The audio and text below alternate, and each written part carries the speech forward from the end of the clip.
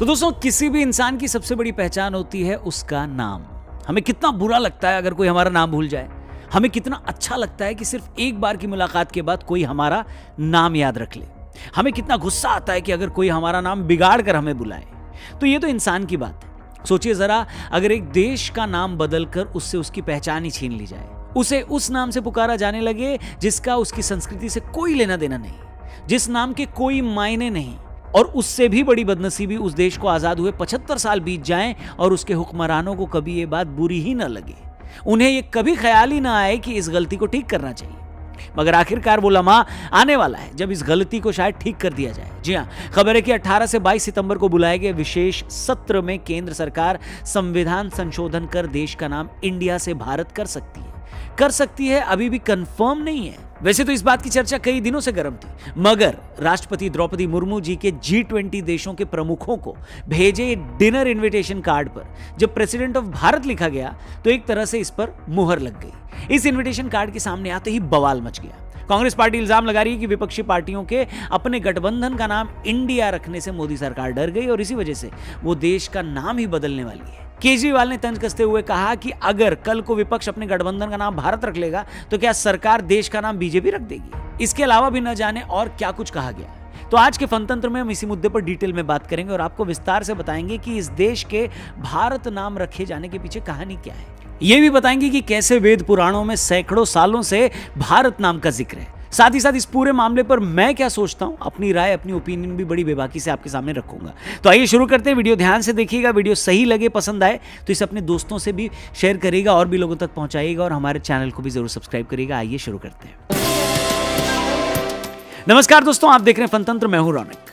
दोस्तों, हजारों साल पुरानी सनातन परंपरा में हर चीज के मायने हैं। यहां कुछ भी ऐसे ही नहीं है। हर चीज का अपना एक विधान है। फिर चाहे वो खान पान हो, योगासन हो, पूजा पद्धति हो, हर चीज का एक नियम है। उसके पीछे गहरा दर्शन और विज्ञान है। तो सोचिए जरा, उस सनातन परंपरा में जब अपने भूखंड या राष्ट्र का नाम रखने की बारी आई होगी तो उसके पीछे क्या कोई सोच विचार नहीं होगा क्या? Bharat means Bharata. Bhava means sensation, out of which comes emotion. Ra means raga or the tune. The tune is not yours. The existence has already set the tune. Now you have to just find the rhythm, which is the thala. If you find the right rhythm, you are a fantastic human being. If you miss the rhythm, you're crushed by the process of life. So we called this nation Bharata. सैकड़ों सालों तक इस देश की पहचान भारत नाम से ही रही। इसके बाद मध्य युग में जब तुर्क और ईरानी यहाँ आए और उन लोगों ने सिंधु घाटी से प्रवेश किया तो वो लोग स अक्षर का उच्चारण ह बोलकर करते थे। इस तरह सिंधु का अपभ्रंश हिंदू हो गया। इसी से देश का नाम हिंदुस्तान हो गया और बाद में हिंदू शब्द की वजह से इसे हिंदुस्तान कहा जाने लगा। फिर जब अंग्रेज भारत आए तो उन्होंने सिंधु घाटी को इंडस वैली कहा और उसी इंडस वैली से देश का नाम इंडिया कर दिया। वैसे भी उनको भारत या हिंदुस्तान कहना मुश्किल लगता था तो उन्होंने देश को इंडिया कहा। अब सवाल यह है कि जब देश पर बाहरी लोगों का कब्जा था और उन्होंने अपनी सहूलियत, अपने कंफर्ट के बेस पर देश का नाम बदला तो हम कुछ नहीं कर सकते थे। वैसे भी कहा जाता है कि जब भी कोई देश दूसरे देश या कल्चर पर कब्जा करता है तो सबसे पहले उससे उसका नाम छीनकर उसकी पहचान बदल देता है। ऐसा ही भारत के साथ भी किया गया। मगर जैसे कि मैंने ऊपर कहा कि जिस दिन यह देश आजाद हुआ उसी दिन देश का नाम फिर से बदलकर भारत कर देना चाहिए था। मगर बजाय उस गलती को ठीक करने के हमने इस इंडिया नाम को अपनी पहचान बनाकर अपने माथे पर चिपका लिया। अपने बैंकों, अपनी सार्वजनिक कंपनियों, अपनी योजनाओं के नाम इसी नाम से जोड़कर उसे पूरी तरह कबूल कर लिया। सच तो ये है कि एक बार जब हमने इंडिया नाम एक्सेप्ट कर लिया तो हमें इस नाम से कोई चिढ़ भी नहीं थी। लेकिन यह भी सच है कि जब एक देश के तौर पर ओलंपिक या कोई दूसरा खेल खेलने हम जाते हैं और दूसरे हमें इंडिया के नाम से बुलाते हैं तो क्या वो इंडिया हमारी पहचान है? आखिर हमने ये क्यों कबूल कर लिया कि हमारी क्रिकेट टीम का नाम इंडिया हो, हमारा रिजर्व बैंक इंडिया होगा, दूसरे देशों में हमारी पहचान भारत नहीं इंडिया के तौर पर होगी? आखिर दुनिया में कौन सा ऐसा देश है जो आज भी उसे गुलाम बनाने वालों का दिया नाम ढो रहा है? बताइए, कौन सा ऐसा देश है जिसके नाम का उसके कल्चर से कोई लेना देना नहीं है? ये समझ से परे है कि जिस देश के संगीत से लेकर नृत्य कलाओं में शास्त्रीयता है, जिसके खान पान की भी अपनी देसी पहचान है, वो एक कंट्री के तौर पर इतने सालों से उधार का नाम ढो रहा था। यही सब वजह रही कि कई सालों से हमारे संविधान में इंडिया, दैट इज भारत में से इंडिया शब्द हटाने की बात होती रही है। मजे की बात यह है कि जो कांग्रेस आज इल्जाम लगा रही है कि उसके इंडिया गठबंधन से घबराकर बीजेपी देश का नाम बदल रही है, उसी कांग्रेस के पूर्व सांसद शांताराम नाइक 2012 में बिल लाकर इंडिया नाम बदलने की मांग उन्होंने की थी। दुनिया के सबसे पॉपुलर स्पिरिचुअल लीडर सदगुरु भी इंडिया के नाम को भारत में बदलने की बात कह चुके हैं। Did we make a mistake then in converting our name from Bharat through India? A serious mistake.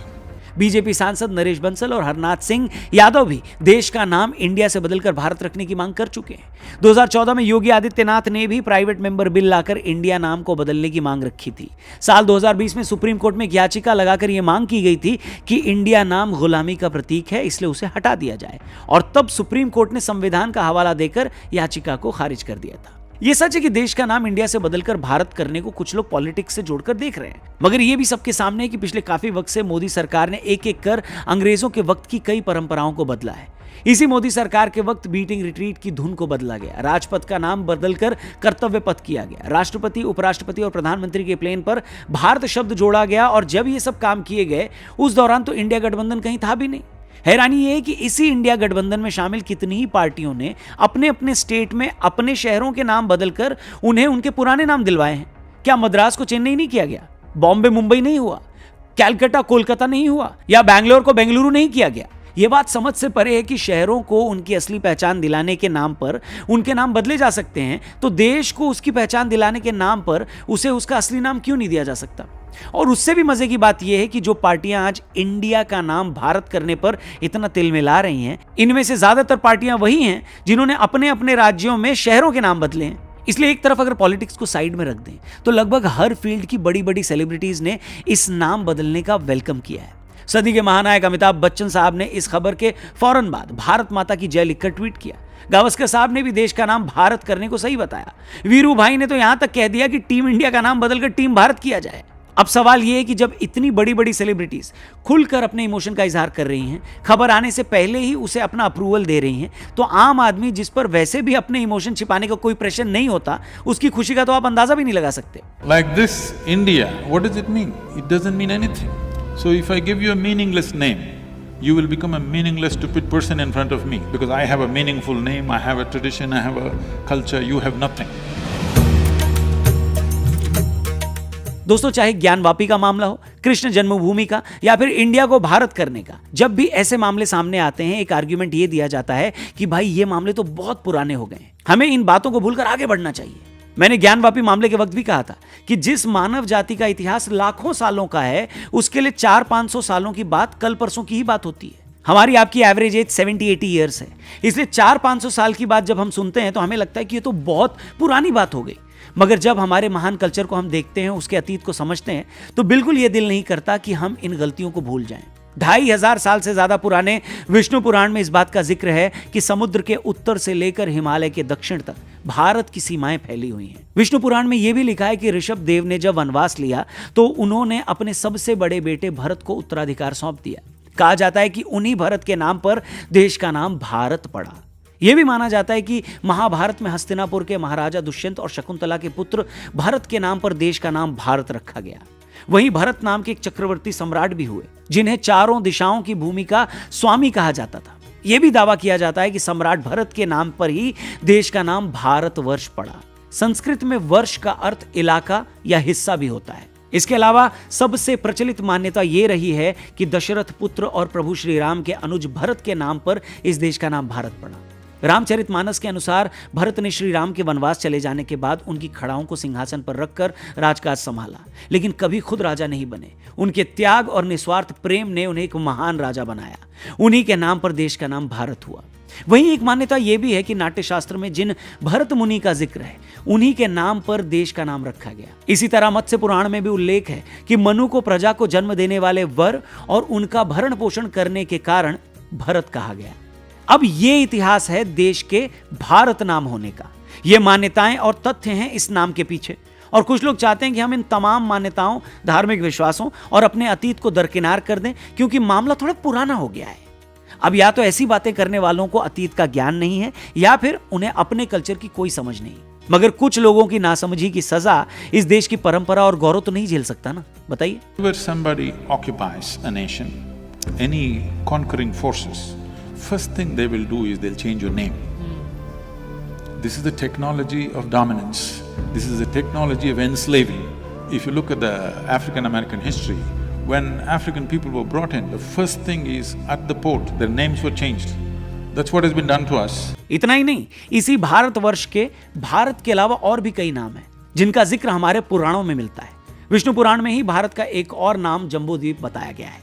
Vishnu पुराण के अध्याय 2 में इस बात का जिक्र है कि जम्बू वृक्ष के फलों को हाथी जितना बड़ा बताया गया। कहा जाता है कि जब ये सड़ जाते हैं और पहाड़ों की चोटी पर गिरते हैं तो उनके रस से एक नदी बन जाती है। उस नदी और उसके आसपास की जगह का जिक्र जम्बूद्वीप के नाम से किया जाता है। इसी तरह यह भी कहा जाता है कि आर्य इस देश के मूल निवासी थे और मध्य पूर्व एशिया से यहां आए थे। उन्हीं के नाम से इस देश को आर्यावर्त भी कहा जाता है। इसके अलावा वेद पुराणों और महाभारत और रामायण जैसे ग्रंथों में भरत खंड नाम दिया गया है। इसी तरह हिमालय के नाम पर भारत को पहले हिमवर्ष भी कहते थे। देखिए, हम चाहते तो इस वीडियो को सिर्फ भारत और इंडिया विवाद पर ही लिमिटेड रख सकते थे, मगर हमें यह लगा कि जिस भारत नाम को आज हम इतना इंपॉर्टेंट बता रहे हैं, हमारी आज की जनरेशन को भी यह पता लगे कि उस भारत नाम के पीछे क्या क्या मान्यताएं हैं। उसके अलावा भी इस देश को किन किन नामों से जाना गया।